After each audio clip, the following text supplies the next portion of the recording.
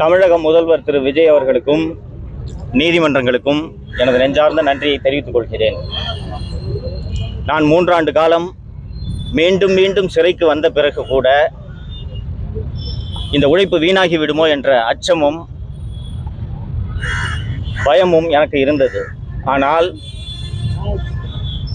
திராவிட முன்னேற்ற கழகத்தை தூக்கி எறிந்ததன் மூலம், கொளத்தூரிலேயே திமுக தலைவர் திரு ஸ்டாலின் அவர்களை மண்ணை கவ வைத்ததன் மூலம் தமிழக மக்கள் ஒரு அற்புதமான தீர்ப்பை வழங்கி இருக்கிறார்கள். அந்த தீர்ப்பை சரியான முறையில் புரிந்து கொண்டு முதல்வர் திரு விஜய் அவர்கள் இதுவரை ஆட்சி நடத்தி கொண்டிருக்கிறார் என்று நான் செய்தித்தாள்களில் பார்த்த வரையில் நான் புரிந்து கொள்கிறேன். தமிழக வெற்றி கழகம் அமைத்துள்ள இந்த கூட்டணி ஆட்சி 5 ஆண்டுகள் முழுமையாக தனது ஆட்சி காலத்தை நிறைவு செய்து தமிழக மக்களுக்கு பல்வேறு நலத்திட்டங்களை செய்ய வேண்டும் என்பதே எனது விருப்பமாக முதல்வரிடம் இந்த நேரத்தில் தெரிவித்துக் கொள்ள விரும்புகிறேன். தமிழக அட்வைசரி போர்டே குண்டாஸ் ரத்து பண்றோம், சஃபிஷியன்ட் இல்ல இவங்களுக்கு மேல குண்டாஸ் போடுறது அப்படின்னு சொல்றாங்க. தமிழக அரசு இப்ப விஜய் தலைமையிலான தமிழக அரசு நீங்க எப்படி பாருங்க? வழக்கமாக அட்வைசரி போர்டுக்கு போய் அப்பியர் ஆன பிறகு குண்டாஸா இந்த அட்வைசரி போர்டு ரத்து பண்ணாங்கன்னா அந்த ஆர்டர் பிரிசனை ரீச் ஆகிறதுக்கே minimum it will take 8 to 10 days. என்னோட விஷயத்தில் திங்கக்கிழமை அட்வைசரி போர்டு முன்னாடி அப்பியர் ஆன வெட்னஸ்டே ஹோம் டிபார்ட்மெண்ட்டு என்னோட ஆக்ட் 14 டிடென்ஷனை ரத்து செய்து அரசாணையை சிறைக்கு அனுப்பியிருந்தது. அந்த அரசாணையை படித்த வகையில் முதல்வர் திரு விஜய் அவர்களே தலையிட்டு எவ்வளவு விரைவாக முடியுமோ அவ்வளவு விரைவாக குண்டர் சட்டத்தை ரத்து செய்யுங்கள் என்று உத்தரவிட்டதன் விரைவாகத்தான் நான் இவ்வளவு விரைவாக உங்கள் முன் பேசிக் கொண்டிருக்கிறேன். அருண் IPS இன்னும் போஸ்டிங் கொடுக்காம காத்திருப்போர் பட்டியலில் வச்சிருக்காங்க. நாட்டில் என்ன நடக்கிறது என்பதை கடந்த 4 ஆண்டு காலமாக 5 ஆண்டு காலமாக அத்தனை பேரும் பார்த்து கொண்டிருந்ததனால்தான் கொளத்தூரில் மு.க. ஸ்டாலின் தோல்வியை தழுவினார். இதையெல்லாம் பார்த்ததனால்தான் திமுக ஆட்சி மீண்டும் வராது என்று அத்தனை எதிர்க்கட்சிகள் அத்தனையும் பிரச்சாரம் செய்தன. அதில் முதல்வர் திரு விஜய் அவர்கள் வெற்றி பெற்றிருக்கிறார். ஸோ இந்த 3 ஆண்டுகளாக சவுக்கு மீடியா ஊழியர்கள் ஒவ்வொருவரும் சந்தித்த துன்பங்கள் என்ன, என் தாயார் ஏன் இப்படி அகால மரணம் அடைய வேண்டும் என்பதையெல்லாம் தாவேகவினரும் சரி முதல்வர் அவர்களும் சரி பார்த்து கொண்டுதான் இருந்திருப்பார்கள். ஸோ அருண் IPS மீது என்ன நடவடிக்கை எடுக்க வேண்டுமோ முதல்வர் நிச்சயம் எடுப்பார் என்ற நம்பிக்கை எனக்கு இருக்கிறது. முதல்வர் விஜய் சந்திக்க வாய்ப்பு இருக்கிறது. முதல்வர் விஜய் சந்திக்க வாய்ப்பு இருக்கிறது. யாரை வேணுமானாலும் சந்திக்கிறதுக்கு நான் எப்போதும் தயாராக இருக்கிறேன். முதல்வர் அழைப்பு விடுத்தால் சந்திக்க நான் தயாராக இருக்கிறேன். இந்த அரசே தானாக முன் நீக்கி இருக்காங்க. இந்த ஆட்சியில ஊடக சுதந்திரம் இருக்குன்னு சொல்லிட்டு நீங்க ஃபீல் பண்றீங்களா? எதிர்காலத்துல எப்படி இருக்குன்னு நினைக்கிறீங்க? நிச்சயமாக திமுகவை போல ஒரு கொடூர மனது படைத்த ஒரு கட்சி எந்த காலத்திலும் இருக்க முடியாது. தமிழகத்தில் இதற்கு முன்பு எவ்வளவோ முதல்வர்கள் ஆண்டிருக்கிறார்கள். ஊடகங்களிடம் கெஞ்சுவார்கள், கேட்பார்கள், கொஞ்சம் கம்மியா திட்டுங்க என்று. ஆனால் எதிர்த்து பேசும் ஊடகங்களையும் அந்த ஊடகத்தில் பணியாற்றுபவர்களையும் சிறையில் அடைத்த கொடுங்கோல் அரசாங்கம் திமுகவை தவிர வேறு எந்த அரசும் கிடையாது. முதல்வர் திரு விஜய் அவர்கள் ஊடகங்களில் வரக்கூடிய ஒவ்வொரு சின்ன விமர்சனங்களையும் கவனத்தில் கொண்டு பல்வேறு திருத்தங்களை செய்திருக்கிறார் என்பதை அவரது செயல்பாடுகளிலிருந்து நான் பார்க்க முடிகிறது.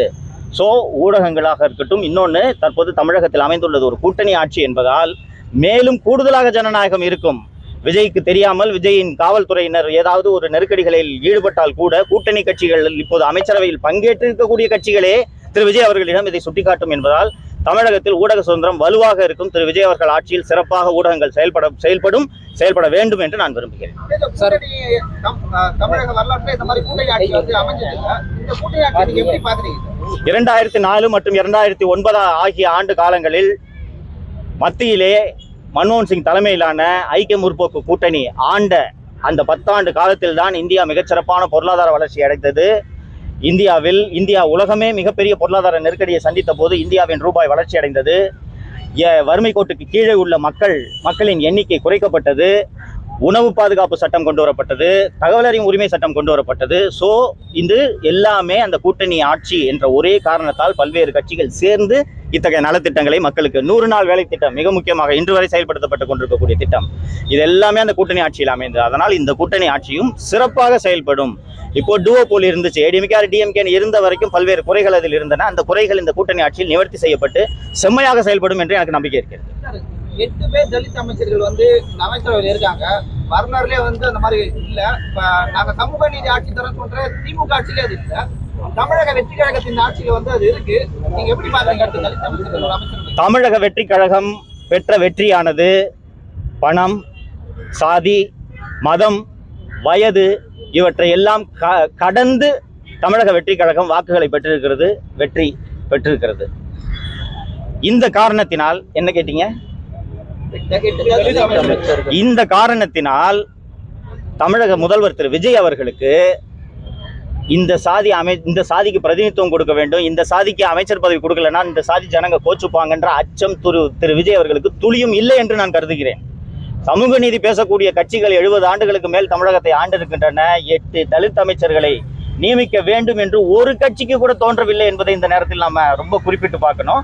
சோ கண்ணை மூடிட்டு யார் என்ன நினைச்சாலும் பரவாயில்ல, நான் 8 தலித்துகளை அமைச்சராக்குவேன் என்று விஜய் சொல்லக்கூடியதே சமூக நீதியில் அவர் தீவிரமாக கவனம் செலுத்துவார் என்ற நம்பிக்கையை ஏற்படுத்துகிறது. சார், மு.க. ஸ்டாலின் அவர்கள் திமுகல அதிகாரிகள் சொல்றதா இந்த அரசாங்கம் கேட்குது கொண்டு வந்தீங்க. அந்த அதிகாரிகளை தமிழக வெற்றி கழகத்தினர் இந்த அரசு வந்து மாற்றி இருக்கிறது. அதை எப்படி நம்ம எடுத்துக்கலாம்? அவங்க வந்து சொந்தமா யோசிச்சு முடிவு எடுக்கிறாங்க அப்படின்னு எடுத்துக்கலாம். இந்த நடவடிக்கைகள் ஒன்றே, குறிப்பாக ஆவினுக்கு நியமிக்கப்பட்ட அந்த அதிகாரிய நியமனம் எல்லாம் நீங்கள் கணக்கில் கொண்டு பார்த்தீர்கள் என்றால், இந்த நியமனங்களே நாட்டில் நடக்கும் அத்தனையையும் திரு விஜய் அவர்கள் கவனித்துக் கொண்டிருக்கிறார், அல்லது திரு விஜய்க்கு ஆலோசகர்களாக இப்போது இருப்பவர்கள் கவனித்துக் கொண்டிருந்திருக்கின்றனர். ஒவ்வொரு விஷயமாக கையில் எடுத்த நடவடிக்கை எடுத்துக் கொண்டிருக்கின்றனர் என்று மகிழ்ச்சியோடு அந்த செய்தியை நான் பதிவு செய்ய விரும்புகிறேன். அதனால் இந்த ஆட்சியின் மீதான நம்பிக்கை அதிகரிக்கிறது. யாருங்க?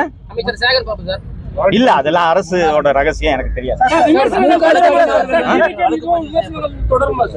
நான் ஒரு ஊடகவியலாளனாக என்னுடைய பணியை நெறி தவறாமல் தொடர்ந்து செய்ய வேண்டும் என்பதுதான் என்னுடைய ஒரே விருப்பம். எந்த ஆட்சியாக இருந்தாலும் சரி.